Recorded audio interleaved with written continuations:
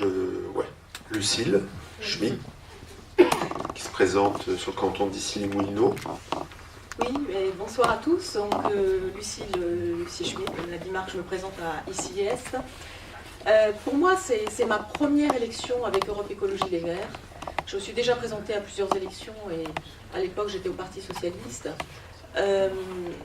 C'est donc une première pour moi, cette élection. Et moi je voulais revenir sur ce thème de en politique autrement, en commençant par une anecdote qui m'a beaucoup marquée au marché d'Issy-les-Moulineaux dimanche. J'ai discuté avec un pédiatre qui était tunisien. Et je distribuais mes tracts et il me dit, écoutez, excusez-moi, mais vos petits enjeux sur les Hauts-de-Seine, c'est quand même quelque chose.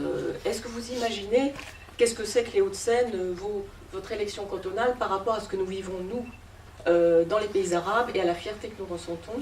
Est-ce que vous vous rendez compte de ce qui se passe et de l'espèce d'inversion, au fond, politique qui est en train de se produire?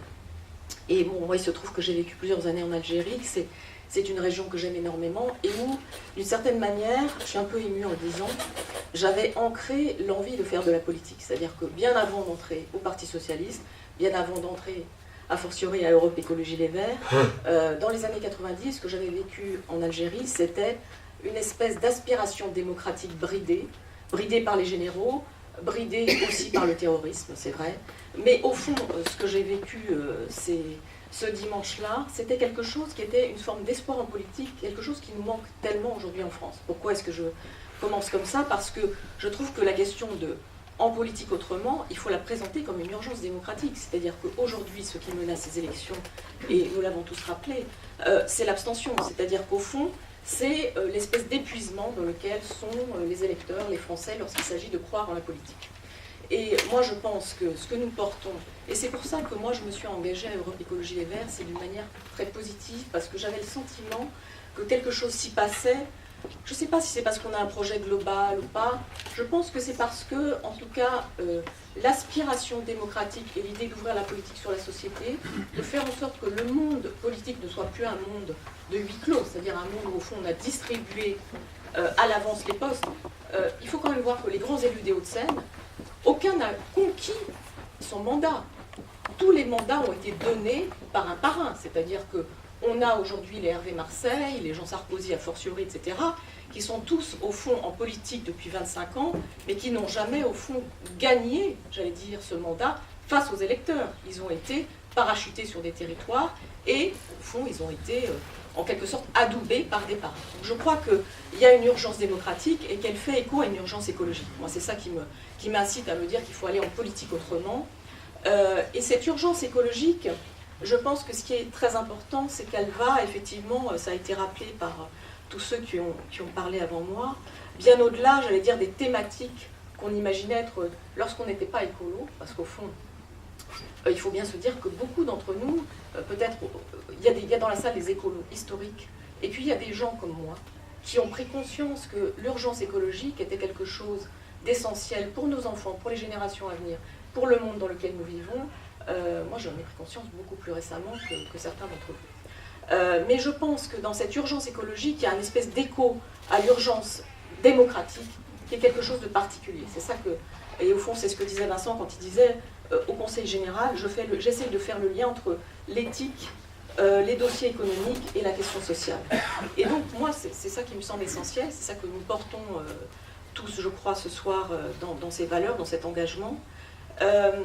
Dans les propositions, effectivement, Corinne rappelait les 92 propositions qu'on a faites pour notre projet. Moi, je crois qu'il y en a une qui est assez forte, qui est assez symbolique. C'est que, tout à l'heure, Vincent disait, au fond, il y a une espèce...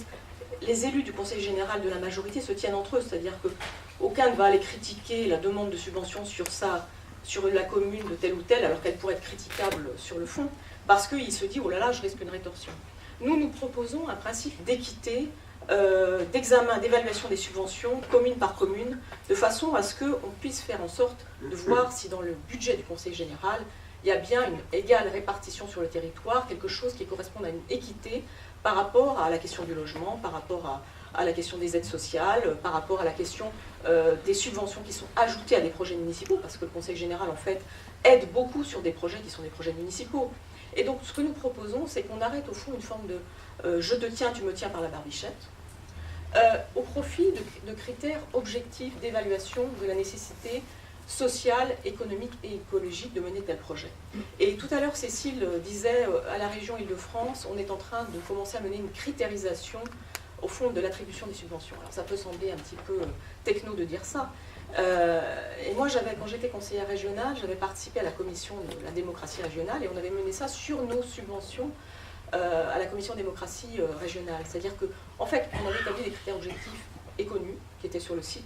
Et à partir de ces critères, on examinait les dossiers. Alors qu'en revanche, sur beaucoup de subventions, il y avait une réelle opacité, c'est-à-dire que les commissions se réunissaient.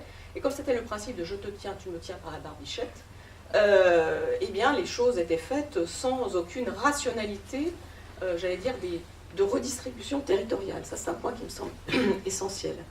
Donc ça, je pense que c'est une proposition phare pour nous. Et puis, je terminerai en disant que je crois que les révolutions dans les pays arabes nous montrent aussi qu'en politique, tout n'est pas toujours fini et tout n'est pas toujours prévisible. Donc je voudrais dire une chose, c'est que moi, je suis évidemment dans l'espoir que nous allons plus d'élus Europe Écologie Les Verts au Conseil Général le 27 mars, mais je pense que ça, d'une certaine manière, les commentateurs politiques ne le prévoiront pas à l'avance, et que ça viendra forcément donc d'une surprise démocratique, et que c'est ça qui est important par rapport à ce que nous pouvons nous dire ce soir, c'est que la surprise démocratique, elle dépend de chacun d'entre nous. Donc, ayons l'espoir que les choses changent le 20 et le 27 mars, et sachons chacun compter sur notre énergie démocratique. Je crois que c'est un point important. Nous ne sommes pas dans un monde d'épuisement, contrairement à ce qu'on essaie de nous faire croire. Nous sommes dans un monde qui peut changer en politique, mais aussi changeons le monde. Voilà ce que j'ai envie de dire pour terminer.